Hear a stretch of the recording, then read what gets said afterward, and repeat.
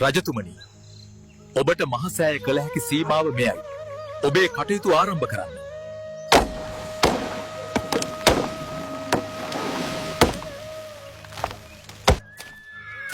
රජතුමනි, සෑය ඉදිකිරීමට මේ රන්තෙලඹු ගස ඉවත් කිරීමට අවශ්‍යයි.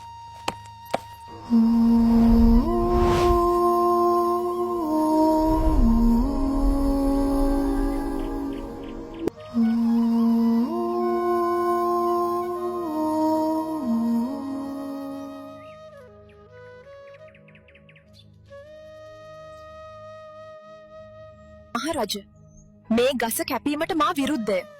මේ මගේ වාසභවනයි.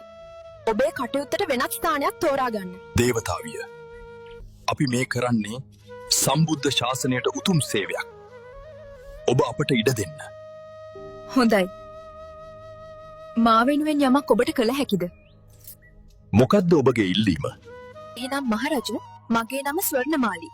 රත්නමාලී කියලත් කියනවා. ඔබ කරවන මහ සෑයට මගේ නම තබන්න. එය කළ හැකිද? හොඳයි. ඔබේ ඉල්ලීම මා ඉටු කරන්නම්.